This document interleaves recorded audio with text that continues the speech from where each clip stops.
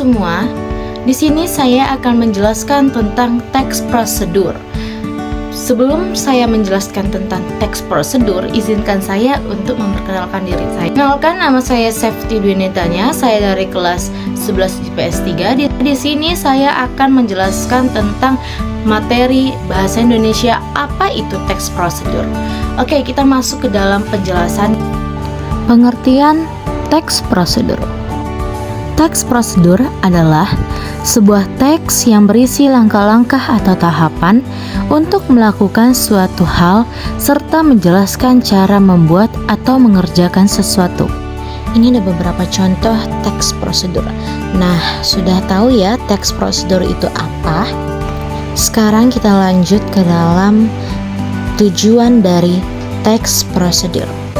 Tujuan dari teks prosedur adalah memberikan petunjuk bagi pembacanya tentang langkah-langkah secara urut dalam melakukan aktivitas atau menyelesaikan sesuatu. Selain itu, teks prosedur juga memudahkan pembaca untuk mengetahui cara yang benar dalam melakukan sesuatu dan memberikan petunjuk jelas agar mendapatkan hasil yang maksimal. Teks prosedur memiliki 4 struktur. Yang pertama ada tujuan, yang kedua ada material, yang ketiga ada langkah-langkah, yang keempat ada penegasan ulang atau kesimpulan.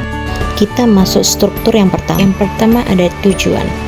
Pada awal pembuatan teks prosedur, penulis biasanya memberikan penjelasan terkait tujuan dalam penyusunan teks prosedur. Hal ini juga bisa menginformasikan hasil akhir yang akan dicapai. Yang kedua ada material.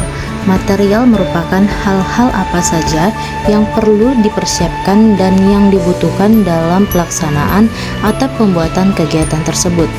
Bagian ini berisi informasi tentang alat dan bahan yang dibutuhkan dalam pelaksanaan kegiatan. Yang ketiga ada langkah-langkah. Bagian ini menjelaskan tentang proses atau tahapan yang harus dilakukan demi mendapatkan hasil maksimal sesuai dengan tujuan dari teks prosedur. Langkah-langkah yang dibuat harus secara berurutan. Selain itu, susunannya harus logis, sistematis, dan mudah dipahami oleh pembaca. Yang keempat ada penugasan ulang atau kesimpulan. Bagian terakhir ini menjelaskan tentang kesimpulan dari suatu prosedur yang telah dilakukan.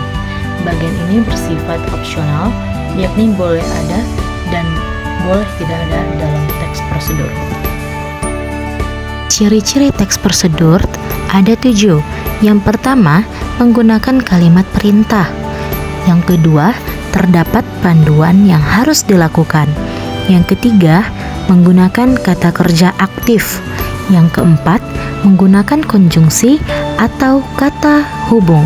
Yang kelima, terdapat aturan dalam hal bahan atau kegiatan. Yang keenam, menggunakan kata keterangan atau menyatakan rincian waktu, tempat, dan cara. Yang ketujuh, terdapat isi kegiatan yang dilakukan secara urut.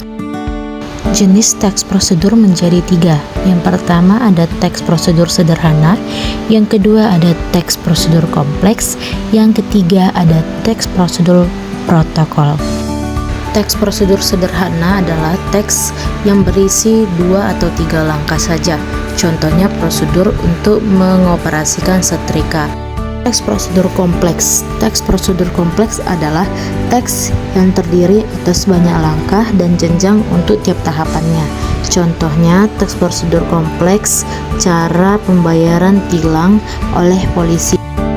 Yang ketiga, teks prosedur protokol. Teks prosedur protokol merupakan teks prosedur yang langkah-langkahnya bisa dibolak-balik, tapi tujuannya tetap bisa tercapai. Contohnya cara memasak mie instan. Kaidah kebahasaan teks prosedur. Yang pertama ada kalimat.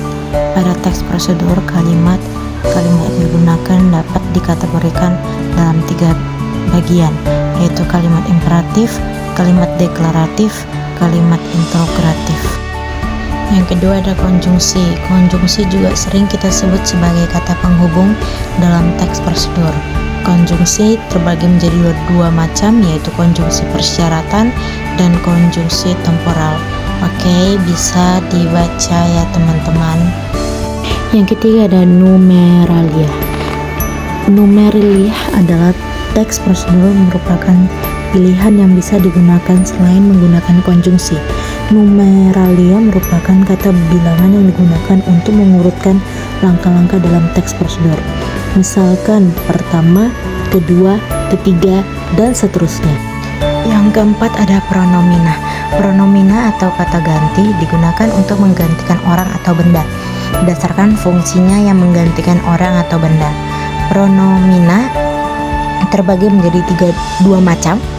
Yang pertama ada pronomina petunjuk dan yang kedua pronomina persona. Yang kelima ada verba. Verba atau kata kerja. Verba dalam teks prosedur terbagi menjadi dua macam, yaitu verba material dan verba tingkah laku. Oke teman-teman, boleh dibaca dan dipahami ya.